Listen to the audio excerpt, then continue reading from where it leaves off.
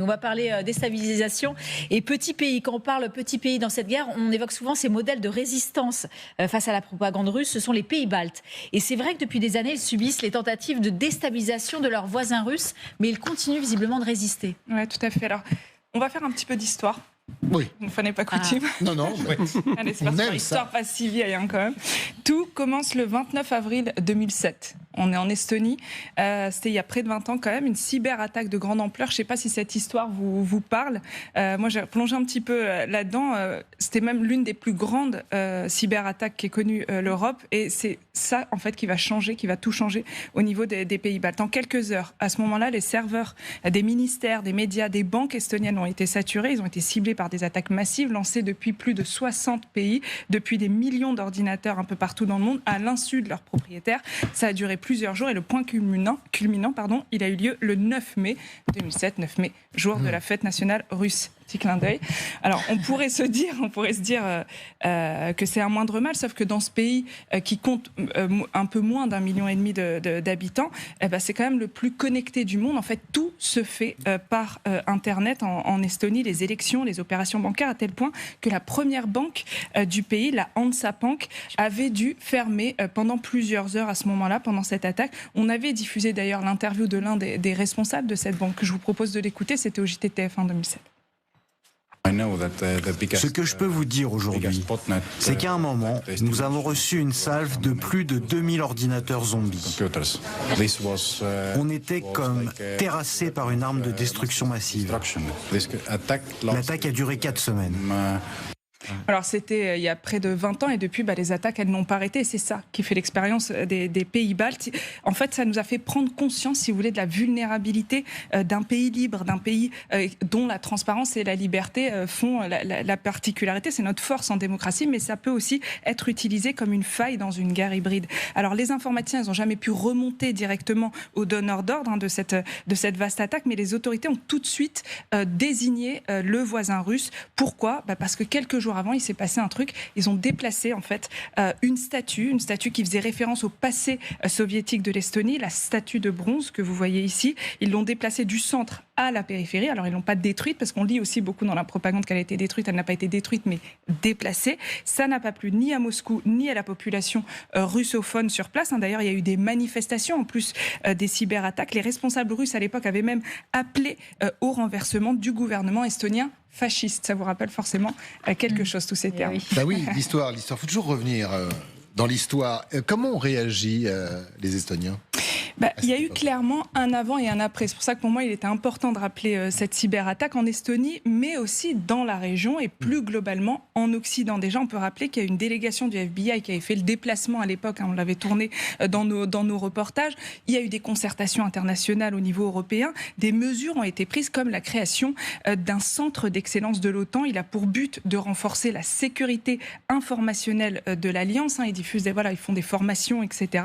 Et c'est pas pour rien qu'il est installé à Tallinn, en Estonie. Au sein même des populations, les autorités ont commencé aussi à faire de la prévention. En Estonie, par exemple, le ministère de la Défense a publié des manuels de défense face à ces ingérences. Donc en plus, ils poussent la population dans tous ces efforts. Même chose dans les pays voisins. Alors, j'ai rencontré, il s'avère la semaine dernière, des experts de ces questions-là en Lituanie. Parmi eux, il y a un chercheur de l'université de Vilnius qui nous détaille un peu toutes les strates qu'ils mettent en place en Lituanie, donc le pays voisin de l'Estonie. Je vous propose de l'écouter. Tout est une question de niveau dans la façon de se protéger et de se défendre. Il y a le niveau légal, institutionnel. Il faut aussi parler de la coopération internationale.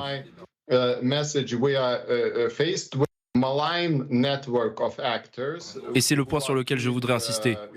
On a affaire à des réseaux malveillants qui cherchent à manipuler l'information via Internet.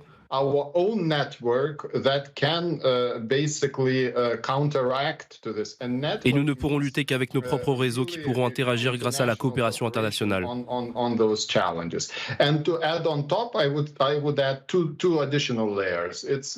Et puis il y a 2 autres niveaux d'action. L'engagement civique de notre population et les initiatives de debunking dans les médias comme les vôtres.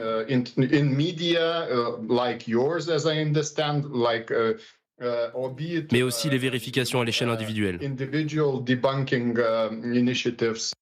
Alors ça, c'est pour les structures, pour ce que nous, on met en place aussi, le debunking, on commence aussi en France, on se coordonne, on s'organise, etc. Mais il y a un point sur lequel se distinguent les pays baltes, et c'est ça vraiment le sujet, c'est que la population là-bas, elle fait bloc.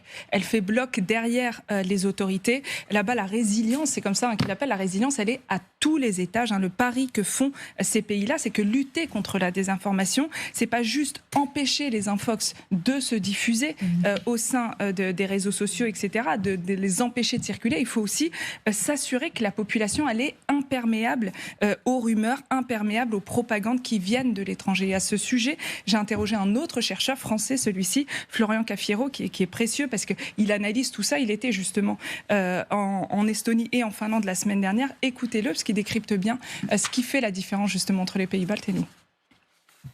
Ce qui pourrait nous inspirer chez les pays baltes, c'est tout d'abord le travail qui est fait auprès de la population sur la confiance envers les institutions étatiques et de manière générale les autorités, l'école, etc.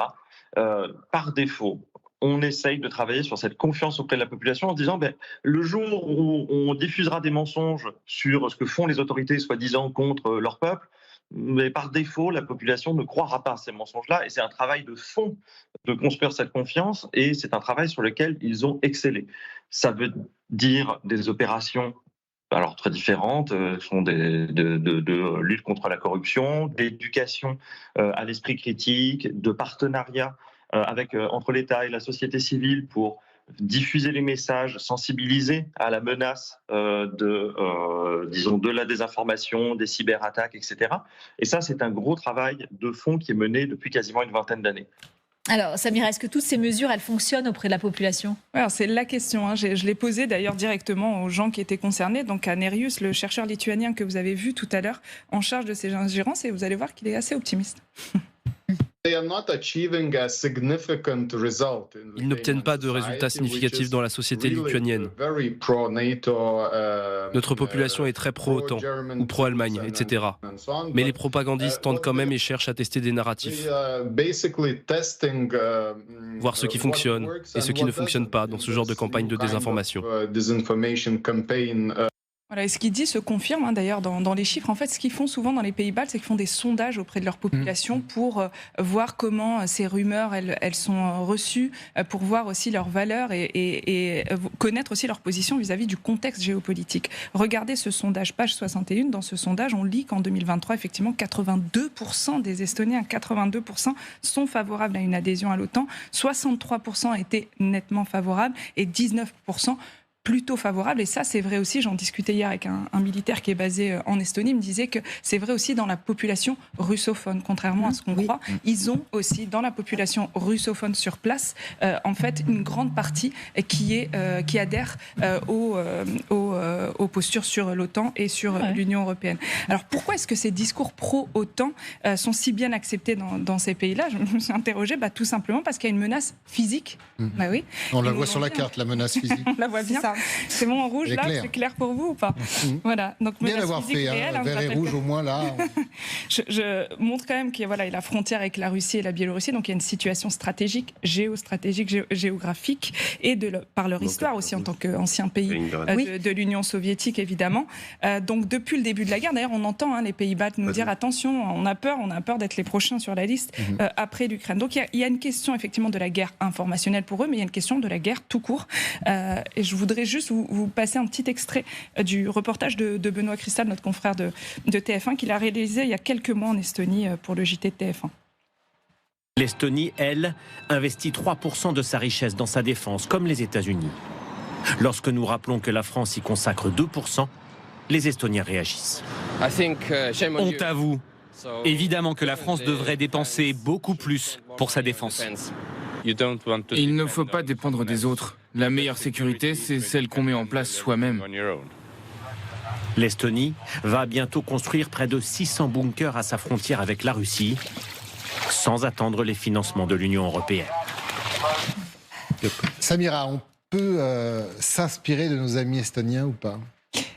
Alors, De l'avis des différents experts que j'ai eus, effectivement, il y a des choses à prendre, hein, évidemment. Déjà, l'expérience de la population qui a l'habitude de faire face à ces ingérences, qui aujourd'hui est câblée aussi pour ça et qui est derrière. C'est ça qui fait sa force, hein, visiblement, c'est ça. Il y a une hyper-réactivité. Exactement. Et après, le contexte, il n'est pas le même. Quand même. On vient de le voir avec la carte, on n'est pas tout à fait situé au même endroit, on n'a pas la même histoire, on n'a pas... Voilà. Écoutez, Florian Cafiero à ce sujet, puis on en parle après, si vous voulez. Le danger est immédiat pour eux. C'est-à-dire qu'il n'est pas du tout improbable, par exemple, qu'il y ait une tentative d'attaque, y compris militaire, physique, directe, contre un des pays baltes. Il y a dans ces pays des minorités russophones parfois importantes. Je pense à la Lituanie, notamment, où il y a quasiment un tiers de russophones.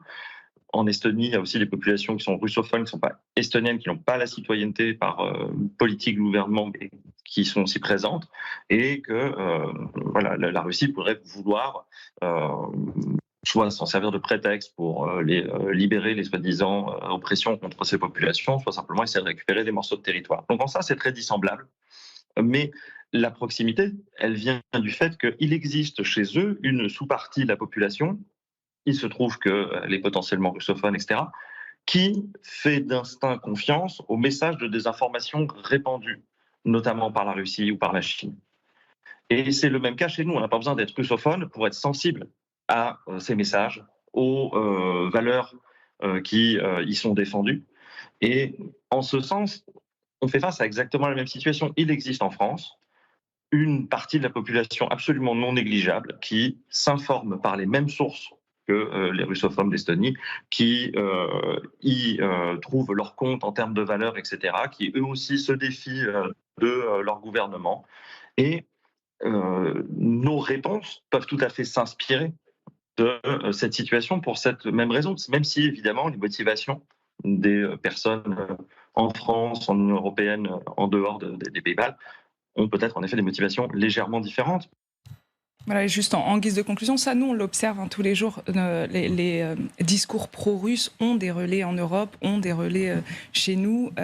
Voilà. Oui. Donc ça existe. Même politique. Après, effectivement. Donc même si nous, on n'a pas cette menace de guerre. Partout. De guerre physique. Après, voilà, il y a deux écoles, en fait. De ce que j'ai pu observer des différents chercheurs que j'ai eus, c'est en fait, il y en a qui estiment que c'est peut-être un peu trop alarmiste. Enfin, en tout cas, le discours des pays baltes est un peu alarmiste. Et d'autres qui estiment que non. Enfin, à un moment donné, la guerre est là, elle est à nos frontières et il faut vraiment... Pourquoi Lucas, il dodeline de la tête ? Je dodeline pas, j'écoute avec attention et quand on dit que c'est trop alarmiste, c'est exactement ce que disaient justement les Baltes avant l'invasion russe de l'Ukraine, et c'est pour ça que c'est important de le rappeler. Ils étaient, parce qu'on passe notre temps à faire la distinction entre la guerre informationnelle, la guerre hybride. La guerre informationnelle, c'est une des parties de la guerre. Le fait, depuis 2007, les Baltes sont en guerre avec la Russie dans cette guerre de l'information que vous venez d'expliquer. Et donc, quand en 2022, fin 2021, début 2022, quand les Ukrainiens disaient attention, on va se faire envahir par les Russes, les Baltes les croyaient et disaient à l'Europe, ils ont raison, nos copains ukrainiens, ils vont se faire attaquer, on les connaît, nous on est en guerre avec eux, informatique, numérique, depuis 2007, on a subi des attaques absolument massives comme celles que vous venez d'expliquer, donc ils ont raison.